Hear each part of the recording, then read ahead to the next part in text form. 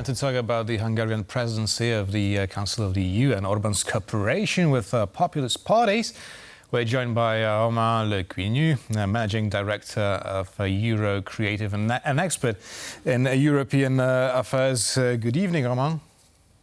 Good evening. So, the big announcement. But does Viktor Orbán have enough backing in the European Parliament to make it official? So far, it's just three parties, right? Well, that's the big question we have now. Will Orbán manage, and his new allies manage basically to attract four more parties from four different countries? I'm not very worried on this because they need to have four more parties as well as in total 23 MEPs. 23 MEPs is not a big problem, but it's true that it's very uncertain today as we speak that they will manage to get the number of parties and so the number of countries. We had an announcement from spokesperson of FIDESZ today that Chega, the extreme right party from Portugal, is going to join, and it seems very likely. And then you mentioned also potential candidates, when it comes to the political parties. One is Salvini and Lega party from Italy. Salvini expressed himself on social networks saying that it's finally a great achievement that they've been looking for many years, basically, and that they are currently reviewing what it means and what are the main ideas and what are the main features of this new political group. You mentioned in the documentary AfD from Germany. It's true that some of its leaders expressed themselves also on social networks and say that it was very interesting ideas. It's true that they don't have any more political house in the European Union, at the European level at least, basically because they failed to create their own political party at the European level, the sovereignists.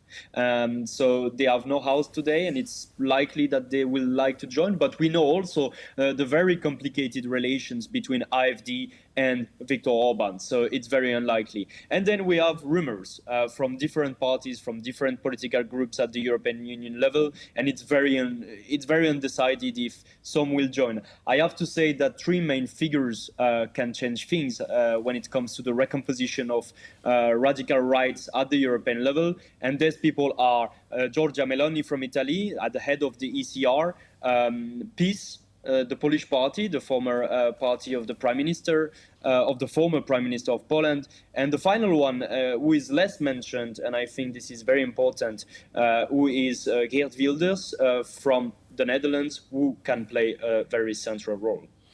Indeed. You mentioned a list of possibilities there, Romain, but let's not forget they've only got until Thursday in which to get together. But assuming they manage to do that, is there enough time really for them to have a common platform? Because the chances are they're going to be quite fragmented on some of their areas, some of their policy areas, about Europe and elsewhere, don't you think? Well, there is something that people tend to forget, is that this kind of big alliance of extreme right or radical rights, call it whatever you want, parties at the European Union level has been tried already. And it was tried, for example, in 2019. More recently, it was tried also before the European elections, and it never went to anywhere, basically. For one simple reason, is that these parties, even if they rely on some general guidelines, general policies when it comes to especially the vision of the European Union. If you look at the kind of manifesto that they published yesterday, or that they tried to unveil yesterday, because there is no proper manifesto yet, you have 2 points where people can align. You can find a lot of political parties across Europe that would agree on such platform. It's about economic development instead of stagnation. A lot of people, a lot of political forces would agree on this, especially when it comes to try to limit the impact of the Green Deal on the consumption of citizens, on the fact that it can create new rules and it's very bureaucratic, right? You have also order and security versus immigration. This is also a platform where you can find a lot of allies. But there is one thing that forever has been separating radical rights parties at the European Union, and it's about foreign policy. policy, and especially about the relations towards Russia. And basically what these three parties are proposing is to be in favor of peace. And we know that peace does not mean that they want to have a pacific situation in Europe. Being pro-peace today is being pro-Russian and anti-Ukrainian. That's the reality, and this is very much unacceptable for a number of parties across Europe, especially when it comes to parties that would be willing to join a platform when it comes to more freedom, when it comes to more sovereignty, when it comes to basically countering Brussels elites, but they cannot agree on foreign policy platform. And here I think about law and justice, I think about the SDS in Slovenia. These parties will have very difficult choice if they would like to negotiate and enter this party. Therefore, it seems like an alliance of openly pro-Russian politicians. But I'd like to ask you about the founding members. What is FPÖ, this Austrian party? What's its agenda? And well, we know it's a far-right party, but how would you describe it? Yes, it's a classic far-right party. They have been successful for many years now, and we can compare them, for example, with the National Rally. They were part of the ID group, Identity and Democracy, so it means the more radical right parties at the European Union level. What we know is that they have a very conservative agenda when it comes to domestic policies, and in the same time they have a very pro-Russian agenda when it comes to foreign policy. They have been impacted by different affairs when it comes to links with the Kremlin, and we know that several of these personalities from this party have been at the center of very concerning affairs. And more recently, we know that some people have been accused of being close to authoritarian regimes. What is necessary to remind to people is that FPÖ is now the most popular political party in Austria, and general elections in Austria are coming very soon. So we need to understand also that for Orban, aligning with FPÖ, they have very close relationship for a number of years, but it's also a bet on the future, because it's very likely that FPÖ will finish first in the election, and then you will have a strong ally again in the European Union. And this is the trend that we are seeing today. Orbán is also very close to Geert Wilders, and now Geert Wilders is the most popular he's not prime minister, but still is leading the political party that is the most powerful in the Netherlands.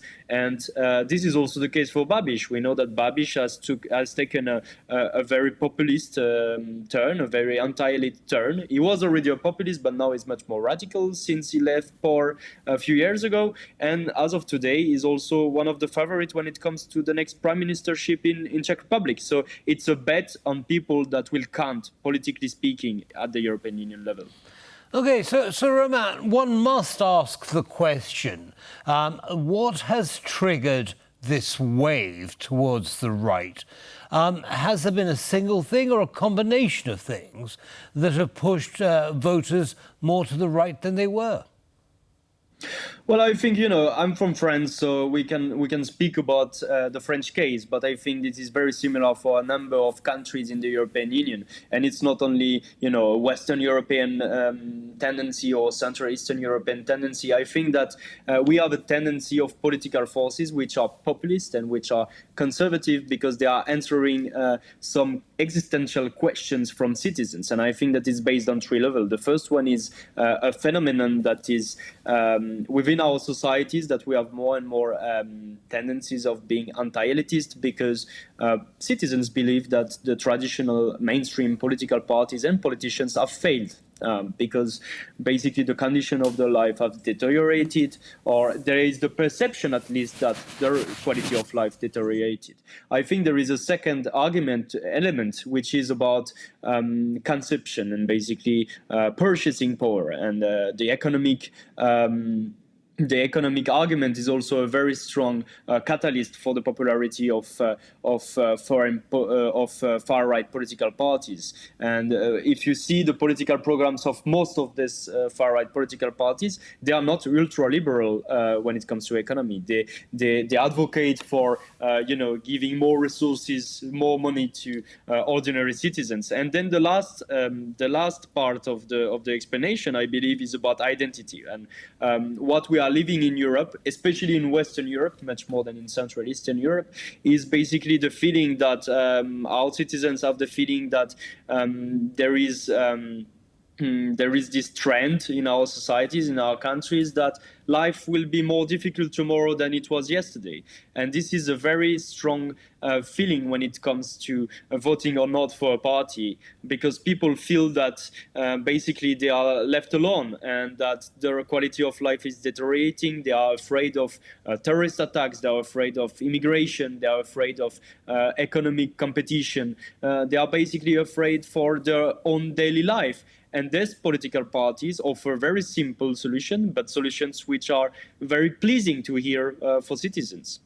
Simple solutions are usually tricky in politics. Lastly, I'd like to ask you about the future cooperation between Marine Le Pen and Viktor Orbán. They used to be close allies, but what about now?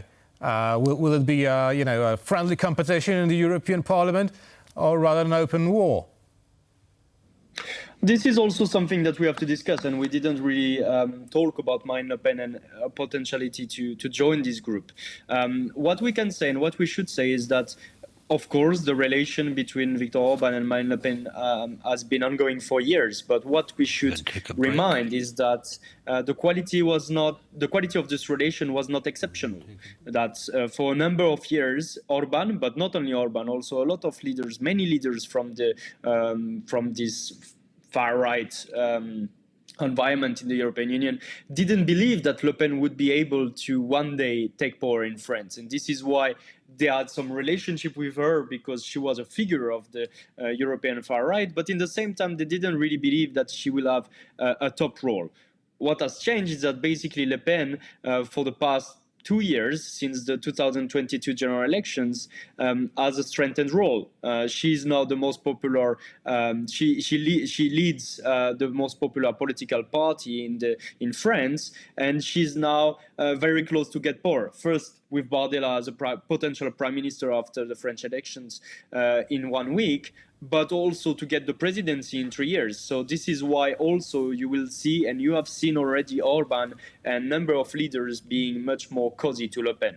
It's true also that Le Pen has varied her position. She's less radical than before, and it's also a way for her to have better relation. And the final thing is to say that the National Rally over the past 2-3 years has boosted its international and especially European networks, and it's been very visible. They have young, talented people that have been reaching out to political parties, to Orbán, to FIDESZ, but also to various political parties across Europe, and they are trying to build a network. They have been doing that through the ID Foundation, the political foundation of ID.